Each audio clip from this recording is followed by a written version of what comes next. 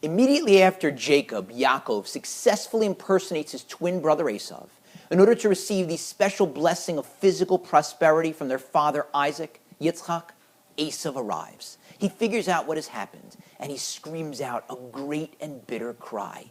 Maybe he was insincere. Maybe they were crocodile tears. After all, this is Esav. He spent the first 60-plus years of his life deceiving his father into thinking that he's righteous when he's far from it.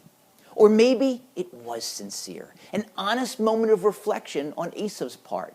Maybe he realized that he wasn't the man that he was pretending to be all those years. He wasn't the man that his father hoped he'd become, and maybe he regretted that. Indeed, if you look at Megillas Esther that we read on Purim, you'll see that Mordechai, a direct descendant of Yaakov, gets the news that Haman, a direct descendant of Esav, has convinced the king to sign an edict calling for the destruction of the Jewish people. And in virtually the same phrase that's used in our Torah portion, the Megillah tells us that Mordechai cried out a great and bitter cry. Certainly, his was sincere. Maybe it had to be, to counteract the sincere cry of Esav all those years before.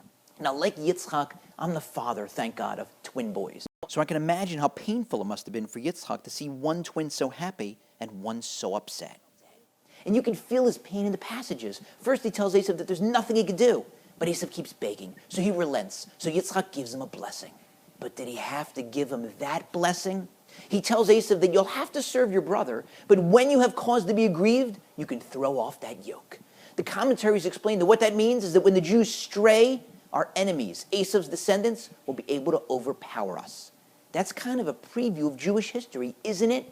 We move into an area, and we don't just blend into the woodwork. We do important things like discover the cure for polio and the theory of relativity. You'd think our non-Jewish neighbors would want to have us around, but consistently, they don't. Instead, throughout history, they enslave us. They burn down and ransack our holiest of places. They try to forcibly convert us. They expel us, or they exterminate us. Maybe Yitzchak was trying to create that friction because he understood that when anti-Semites come after us, they don't just look for the most Jewish-looking Jews, the ones with beards and yarmulkes. They look for any Jews, observant, non-observant, and everything in between. That forces us to remember our Jewish identity, to bind together. So maybe what Yitzchak was trying to do was to ensure that we wouldn't be fully welcomed, so that we wouldn't fully assimilate and the Jewish people would be lost. Like the famous phrase, either the Jew makes Kiddush or our non-Jewish enemies make Havdalah. So as painful as it is to say, maybe Yitzchak knew exactly what he was doing. He wanted to make sure the Jewish identity would never be lost, that the Jewish heart would always keep beating.